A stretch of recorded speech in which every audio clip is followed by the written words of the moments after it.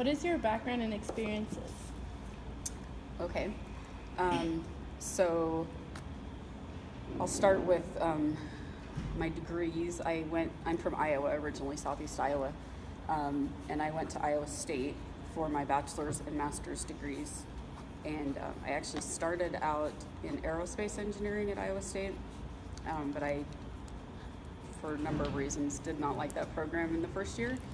And so I ended up switching to agricultural engineering at the end of my freshman year.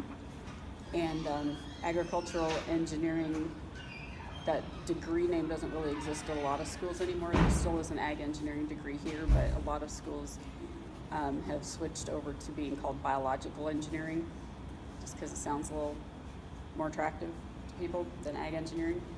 But kind of the fundamentals of the program haven't changed, where it's, there's different areas, just like you have in animal science, different focus areas. We have soil and water, livestock and environment, machinery, systems, food processing, and those. So I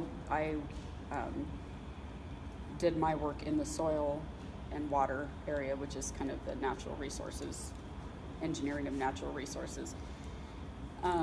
And when I got towards the end of my undergrad, I didn't really have any interesting job prospects, so I decided to go to graduate school. And there was an extension faculty member who had a project he needed somebody on that was manure management related, and I thought that sounded interesting, so I went to work for him and got my master's there in '99.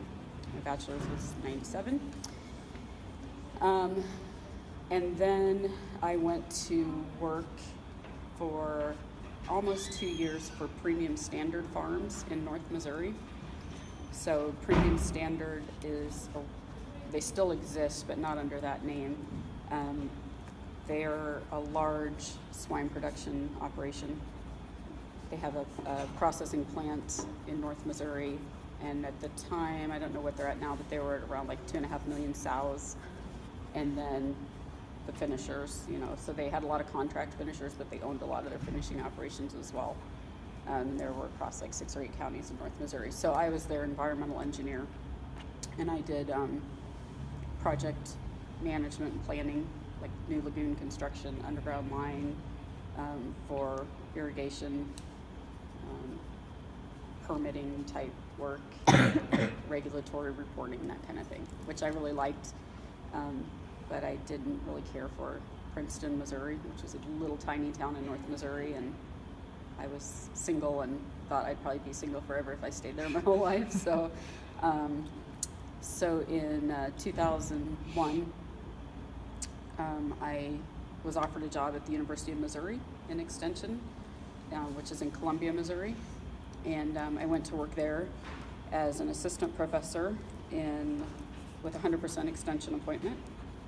And my area of expertise or focus there was in livestock manure management, regulatory issues, nutrient management, those sorts of things. And I was there for 6 years, during which time I met my husband, who's also a professor in the department, Schmidt. He's in the meat science area, so if any of you are in Block and Bridle, he's one of the faculty advisors. So I met Ty there, the first few months we were there in 2001. He was working on his graduate degree.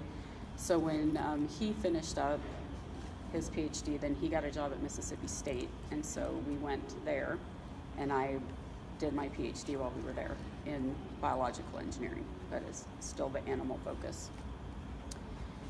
And then we moved here in 2012. So I am currently an assistant professor in the Biological Systems Engineering Department, which is just down the street in Chase Hall. And I have a 70% appointment in that department, 30% here in animal science. And my appointment is 60% research, 60% extension, 40% research.